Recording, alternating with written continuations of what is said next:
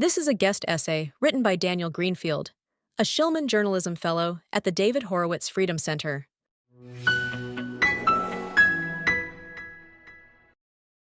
The distance between a Turkish restaurant and a sushi place in Los Angeles is a short drive, and a politicized legal system that punishes attacks on Muslims and Jews very differently.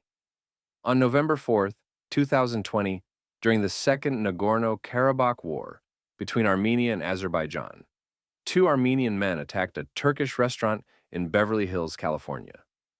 Federal hate crimes charges were brought against them.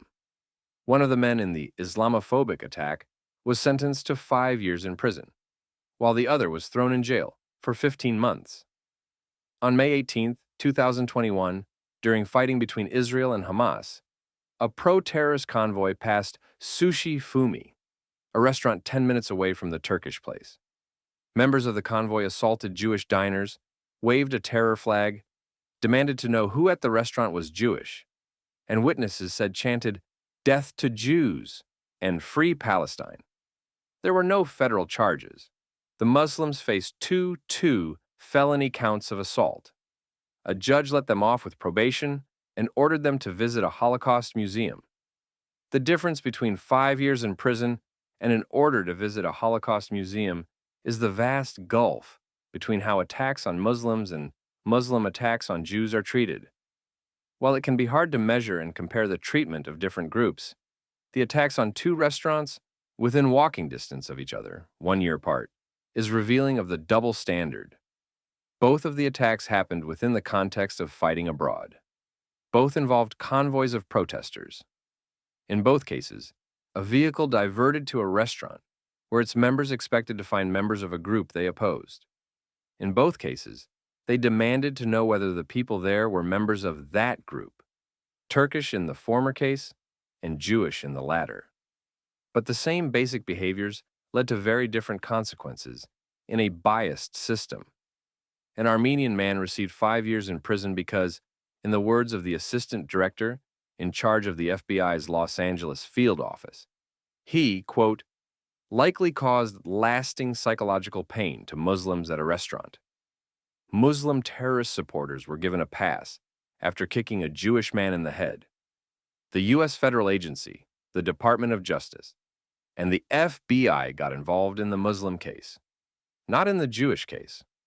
Former Assistant Attorney General Kristen Clark claimed of the Turkish case, quote, the defendants violently attacked people inside a family-owned restaurant because of their perceived nationality.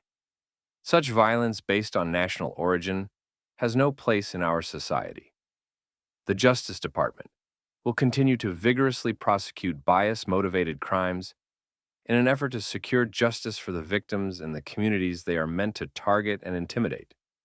But it turns out that such violence does have a place in our society when directed at Jews, just not at Muslims.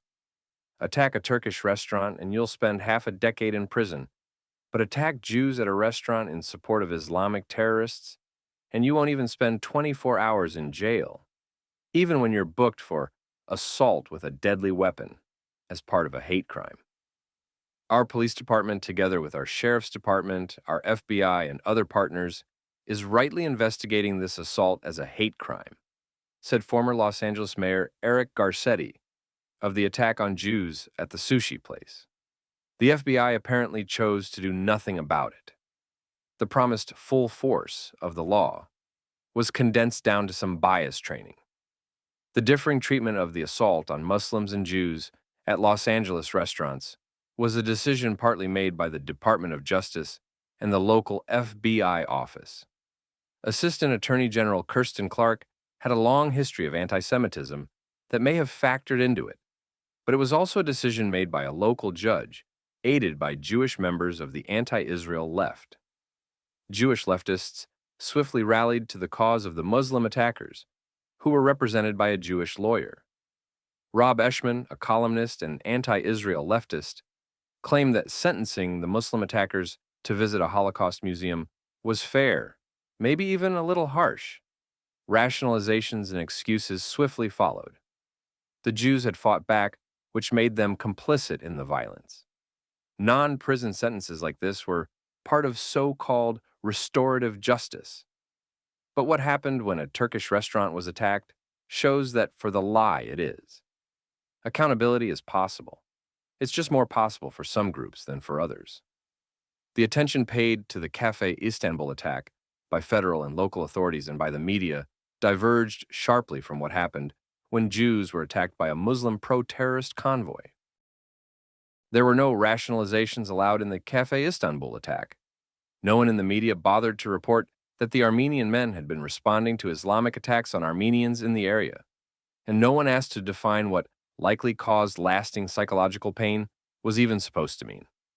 No judges told them to just go visit a mosque to learn tolerance. Armenian men had trashed a Turkish restaurant.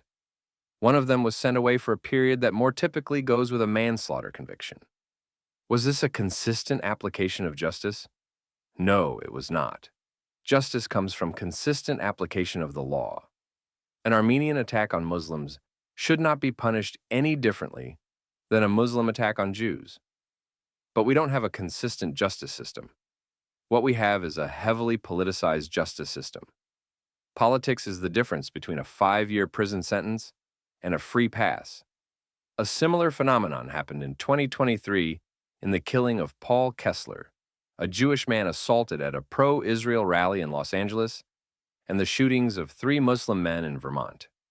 Special agents showed up to arrest the Vermont man involved in the confrontation with the Muslim men, and the shootings were despite the complete absence of evidence of hate attributed to Islamophobia. But much as in the Sushi Fumi case, the FBI is merely in communication in the Paul Kessler case. Even though Jews suffer the majority of hate crimes, especially violent ones, those are also the ones least likely to be punished. Last year, Americans Against Antisemitism documented 194 cases of anti-Jewish assaults in New York City and found that only 2 cases led to prison time. While the book gets put away when it comes to attacks on Jews, it's thrown at Muslim cases. Michael Wolff, a Florida man, was sentenced to 15 years in prison and another 15 years probation for throwing bacon at a mosque and vandalizing it. Wolff had been facing life in prison.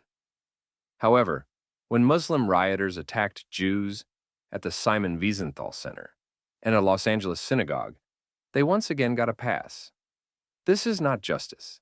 It's a 2-tier justice system that has enabled assaults on Jews while ruthlessly cracking down on any violence against Muslims because anti-Semitism is treated unseriously and Islamophobia as a major crisis.